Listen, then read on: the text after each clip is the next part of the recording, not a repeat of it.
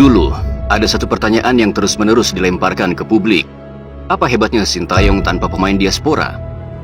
Lalu muncul narasi picik yang menyebar seperti virus, bahwa Sintayong hanya digendong oleh para pemain diaspora. Seolah-olah peran sang pelatih hanya sebatas formalitas. Seolah tidak ada strategi, tidak ada ide, tidak ada jiwa yang bekerja siang dan malam, menyiapkan taktik agar timnas ini menang. Tapi lihatlah kenyataan yang menyayat. Narasi itu runtuh. Narasi itu pun hancur lebur ketika Indonesia dibantai 5 gol oleh Australia. Seketika kita disadarkan bahwa sepak bola bukan hanya soal pemain, tapi tentang sistem. Tentang taktik dan tentang visi besar yang diracik dari meja yang berserakan, yang di atasnya penuh dengan coretan-coretan kertas.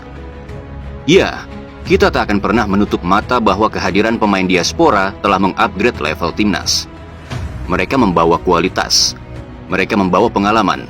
Mereka juga membawa mentalitasnya. Namun jika hanya pemain diaspora yang dipuja, seolah-olah para pemain bisa bermain baik tanpa ada sosok jenius di belakang layar, maka itu artinya kita telah menodai perjuangan sang pemikir. Kita lupa bahwa ada sosok yang berjibaku di ruang taktik. Ada pria yang menakar kekuatan lawan, menyusun siasat, mengubah formasi, kemudian bersiap membakar semangat. Maka Sintayong bukan hanya pelatih, dia adalah pemikir serta peredam dari pemilihan kengerian taktik lawan. Dan kini, setelah luka kekalahan itu menganga, kita harus balik bertanya, apa arti pemain diaspora jika mereka diperintahkan bermain dalam sistem yang salah, dalam taktik yang lemah, dalam strategi yang sungguh tanpa arah? Sebab tanpa arah yang benar, tanpa nahkoda yang bijaksana, bahkan kapal terbaik pun akan karam. Begitupun di timnas Indonesia, tanpa strategi yang matang, pemain hebat pun bisa dibuat tidak berdaya. Lalu muncul satu pernyataan, sebuah statement yang awalnya ingin kita abaikan, tapi justru pernyataan itu mulai menyerang ke arah pemain. Kelvin Verdong nggak ada naik-naiknya, nyaris nggak ada naik. Mungkin sebelum terakhir dia naik. Justru yang kita butuhkan adalah main di tengah, tarik lawan di tengah, manfaatkan sayap, gitu loh. Nah ini kurang, nggak kelihatan. Feeling gue 3-4 pemain nggak paham sistemnya Kluivert. Bang Sokan nggak paham. Ya, Kelvin Verdong disinggung demi untuk membela taktik pelatih yang jelas-jelas keliru dan amburadul. Maka disinilah kami berdiri. Kami akan pasang badan untuk membela The Breaker Timnas Indonesia, sang benteng di sisi kiri Garuda, Kelvin Verdong. Bagaimana mungkin Verdong dituding tak ada kontribusi dalam menyerang? Bagaimana bisa dikatakan Verdong tidak ada naik-naiknya? Kelvin Verdong nggak ada naik-naiknya, nyaris nggak ada naik. Verdong nyaris tidak ada naik sama sekali. Apakah mereka lupa? Di malam itu, Kelvin Verdong dimainkan sebagai left center back. Ya, center back. Bukan back sayap kiri yang bisa leluasa naik menyerang seperti biasanya. Lantas, kalau seorang Verdong naik ke depan, siapa yang menutup lini belakang? Saat dia tetap stay pun, kita sudah dibantai 5 gol. Apakah ingin menambah jumlah kebobolan jadi seperti ketika tim Anda dibantai Coach Nova dulu? Ironisnya, justru para pemain yang disalahkan. Sementara taktik yang kacau dibiarkan lolos dari kritikan. Feeling gue 3-4 pemain nggak paham sistemnya Kluivert. Katanya ada 3-4 pemain yang tak paham sistem Kluivert. Lalu siapa yang bertanggung jawab atas komunikasi dan pemahaman taktik? Bukankah pelatih yang seharusnya menjelaskan? Bukankah mereka berasal dari negara yang sama? Yang sebelumnya Anda bilang akan memudahkan komunikasi karena sama-sama dari Belanda? Tapi mengapa justru yang terlihat bekerja keras memberi instruksi hanya seorang Alex Pastoor? Sementara kemana sang pelatih kepala? Apa perannya? Karena yang kita lihat, dia hanya diam, membisu, mematung, dan tak berdaya.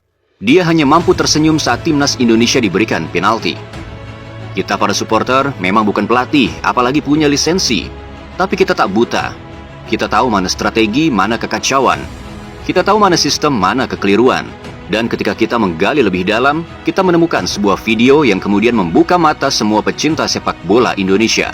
Sekali lagi, tidak banyak klub di Eropa yang mempercayai Patrick Kluivert sebagai seorang pelatih. Ya, tak banyak klub atau tim Eropa yang mempercayakan kursi pelatih kepada Patrick Kluivert. Mengapa demikian? Karena minimnya jam terbang, juga minimnya rekam jejak. Lalu muncul dugaan yang menyakitkan bahwa Indonesia hanya dijadikan ajang pencarian jam terbang dan ladang eksperimen demi mendongkrak nama pribadi. Sakit rasanya menerima kenyataan ini. Ketika timnas kita sedang berada di jalur positif menuju mimpi Piala Dunia, justru diserahkan kepada pelatih yang bahkan belum selesai membuktikan diri. Kita tentu masih ingat ketika awal Patrick diumumkan, ada sebuah kalimat keramat yang mana dikatakan, pelatih ini memiliki rekam jejak yang bagus. Kita bertanya, rekam jejak yang mana? Apakah rekam jejak saat dia dibantai Bahrain 4-0 saat melatih Curaçao? Lalu ada satu cuitan yang membuat kita tertunduk sambil memegang kepala.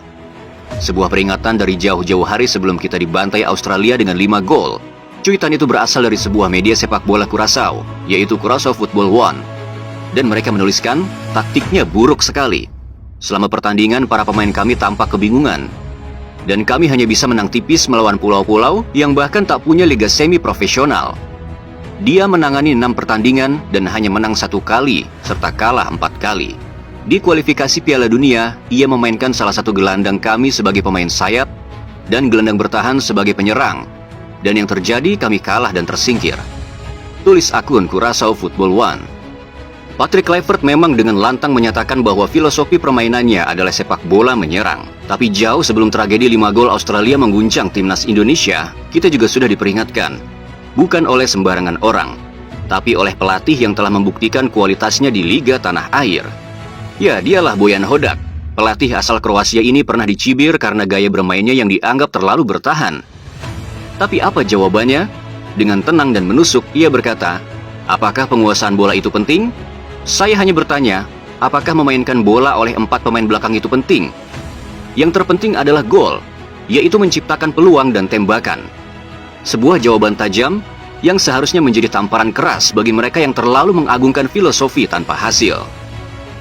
Namun yang lebih menyakitkan dari semuanya bukan hanya kekalahan, tapi narasi menyimpang yang tampaknya telah disusun rapi. Narasi yang tak menyalahkan sistem dan juga narasi yang bukan menyalahkan strategi, tapi justru menyalahkan supporter sendiri. Ya, kita disebut terlalu berekspektasi tinggi. Kita disalahkan hanya karena mencintai timnas ini terlalu dalam. Sejak kapan kekalahan sebuah tim disematkan kepada supporter yang hanya berharap? Sejak kapan ketidakbecusan pelatih ditutupi dengan dalih ekspektasi? Ekspektasi itu bukan datang dari langit. Ekspektasi itu lahir dari harapan yang dibangun oleh performa sebelumnya. Kita telah melihat timnas Indonesia menahan imbang Australia. Kita juga telah melihat timnas Indonesia membuat Arab Saudi tertunduk dengan skor meyakinkan 2-0. Sangat jelas di depan mata kita, Garuda telah bersiap untuk terbang tinggi dan menorehkan sejarahnya. Apakah salah jika kami para supporter bermimpi?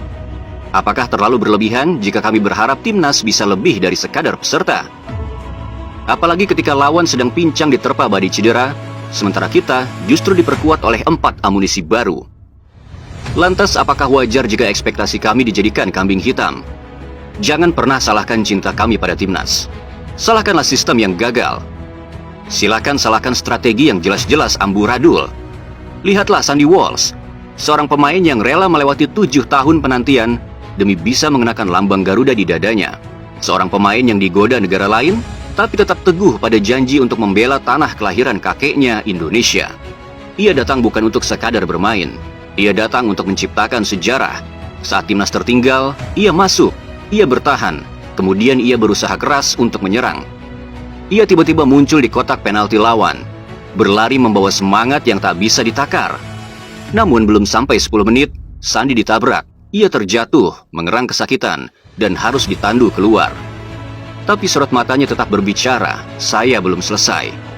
Itulah Sandy Walsh, sosok yang tak peduli pada rasa sakit, tak gentar pada luka, hanya peduli pada satu hal, membawa timnas ke Piala Dunia. Dan Sandy bukan satu-satunya. Di balik timnas ini ada jutaan pengorbanan. Ada keluh staf kepelatihan, ada tangis para supporter, dan tentu ada tekad para pemain. Semua bergerak seirama atas nama satu mimpi, yaitu melihat timnas Indonesia di Piala Dunia. Namun apa yang kita dapat? Sebuah kenyataan pahit yang mencabik hati. Dalam wawancara dengan media kumparan, Sintayong berkata, kompensasi saya belum dibayar sempurna oleh federasi. Bayangkan, seorang pelatih yang membangun pondasi dari nol selama 5 tahun, yang membawa sepak bola Indonesia ke level yang belum pernah dicapai sebelumnya, ia ditinggalkan, difitnah, dan disingkirkan. Dituduh memakai buzzer, dituding punya konflik dengan pemain, dan yang paling memilukan, haknya pun belum lunas dibayarkan. Beginikah cara kita menghargai mereka yang membangun? Beginikah kita memperlakukan orang yang telah membangkitkan mimpi bangsa? Tapi Sintayong tak pergi dengan dendam. Ia pergi dengan kepala tegak. Karena ia tahu karakter busuk itu hanya milik segelintir orang. Tapi masih banyak yang tulus, yang setia, yang berani, yaitu kita, para supporter timnas Indonesia. Namun ada satu hal yang masih tertanam dalam keyakinan kita, bahwa Garuda tak akan pernah jatuh hanya karena satu badai. Karena timnas ini bukan milik satu pelatih, bukan milik satu generasi, bukan milik satu federasi. Timnas ini adalah milik seluruh rakyat Indonesia. Dari pelosok desa hingga jantung ibu kota, dari supporter yang berteriak di stadion, hingga mereka yang menatap layar televisi dengan dada berdebar. Sekali lagi, semua bersatu dalam satu mimpi, yaitu melihat Garuda terbang ke Piala Dunia. Dan jika hari ini kita terjatuh, percayalah, kita tidak jatuh untuk selamanya. Karena dari puing-puing kehancuran ini, akan lahir sebuah kebangkitan yang lebih besar. Dan pada akhirnya sejarah akan mencatat, bukan tentang berapa kali kita menang, tapi tentang berapa kali kita berani bangkit dan terus melawan. Ini bukan akhir, ini baru permulaan. Karena Garuda tak akan pernah mundur. Garuda hanya sedang mengepakkan sayapnya lebih tinggi untuk terbang lebih jauh. Untuk Indonesia, untuk mimpi kita ke Piala Dunia.